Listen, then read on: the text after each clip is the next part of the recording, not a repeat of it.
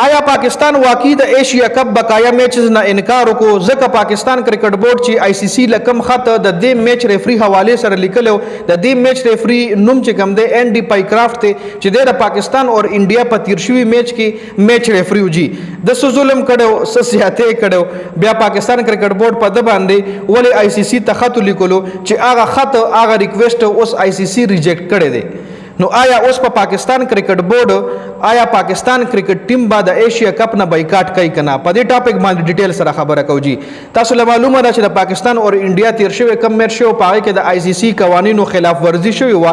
ډیره زیاته خلاف ورزي شوی و سیاست په میچ کې انوالو شو په هغه باندې د ډیټیل ویلاګ تاسو سره ما شریک کړو تاسو به کتلی ویجی نو بیا پاکستان کرکټ بورډ ولګیدو په دې میچ ریفری باندې تاسو له کم په سکرین باندې ښکاری د نوم د این ډي پایکرافت په دې باندې پاکستان کرکټ بورډ آی سی سی ته خط لیکلو چې دا سړی مونږ نور په ایشیا کپ کې نه منو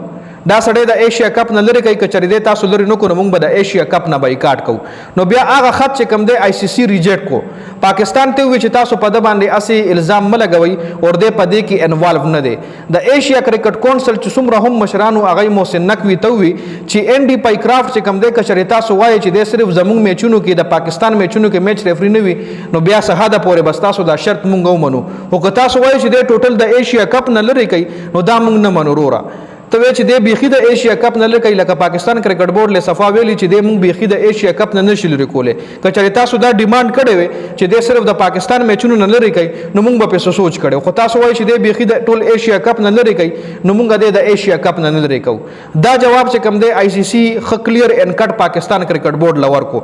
او د به اوس مطلب لري شوی نه د پاکستان کرکټ بورډ خو لویلو کده تاسو لري نو کو نو مونږ به د ایشیا کپ نه بایکاټ کوو نو د لري نو کو آی سی سی نو اوس په پاکستان کرکټ بورډ د ایشیا کپ نه بایکاټ کوي کنه نه وکای جی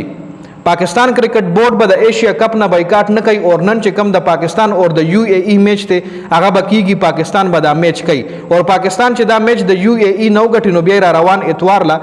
انډیا سره یو ځل بیا ټاکرا ده بیا د اتوار پر ورځ انډیا سره یو ځل بیا میچ دی نو بیا دعا کوي چې انډیا نه د پاکستان کرکټ ټیم د خپل بیزتۍ بدله واخلي بیا سپیشل ایله دا دعا کوي د ټیم یو ځل بیا سپورټ کوي د پاکستان ټیم دا کلاریان یو ځل بیا سپورټ کوي او دعا ولو کوي چې د انډیا نه خپل بدله واخلي نو بیګا چې کوم د آی سی سی انټرنیشنل چې کوم سټیډیم د په دوبۍ کې پاره کې د پاکستان ټیم پریکټس کړي دی لکه کچره پاکستان کرکټ ټیم د ایشیا کپ نه بایکاټ کړو نو بیګا باغی بیا پریکټس نه کولو نو بیګا هغه باقاعده پریکټس کړي دی انډیا هم په دغه ګراوند کې پریکټس کړي دی نو نه پاکستان بایکاټ کوي او نه انډیا بایکاټ کوي چونکه انډیا خو الریډي نه کوي خو دمکی پاکستان آی سی سی له ور کړی و چې دا سړی لري کوي کنه لري کوي موږ به بایکاټ وکړو خو هغه سړی آی سی سی لري نو کو نو پاکستان بایکاټ هم نه کوي ځکه بیګا هغه پریکټس کړي دی نو دې مطلب دا دی چې پاکستان کرکټ بورډ د ایشیا کپ نه بایکاټ نه کوي او نن چې کم د پاکستان او د یو ای ای میچ ته اب کتونکو لا ملاویږي کتلو د پاره نو دا مکمل اپډیټ شو د ویډیو کتلو زیاته مننه ویډیو ضرور مخکې ملګرو سره شریک کړئ والسلام